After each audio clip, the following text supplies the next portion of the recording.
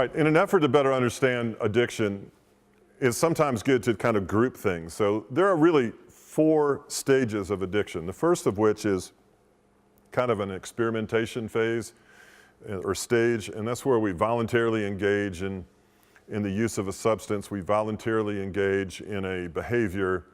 It may even be fun. It can be socially acceptable. It helps us deal with stress in life. It helps us cope. Everyday life, we see this happening all the time. There's not really any social or legal consequences that we suffer at this experimentation stage. But the stage beyond that is this consistent, regular use. So experimentation and then regular use. Regular use kind of means you can stop. You can stop anytime, I guess.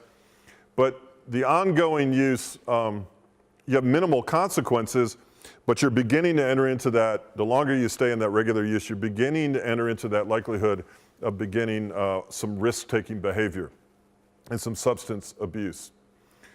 Beyond experimentation and regular use, we find ourselves in this new stage called risky use. Risky use is continued use despite a preoccupation with the trouble that it's causing. You're going to have consequences. You're going to have relational issues. You're going to have legal issues. You're going to have financial issues. You're going to have self-esteem issues.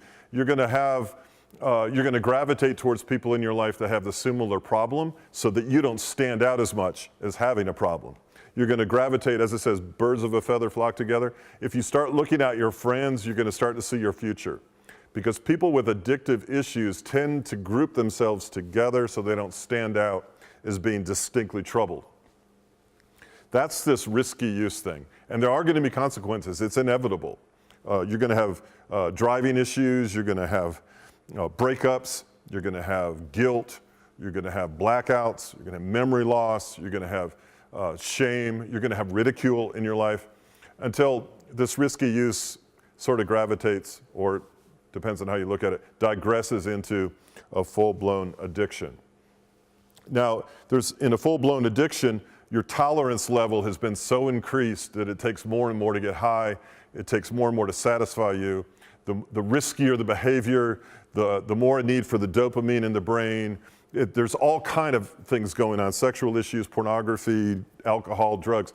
Biologically, your body now needs this to feel a certain way. Your baseline emotionally has changed, and you can drink more, you can use more drugs.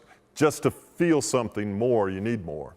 And you begin to schedule your life around getting high or practicing a certain behavior. You begin to calendarize your activities. You begin to prioritize how much time you're going to put and invest in your addiction. Things like family and close relationships get pushed out.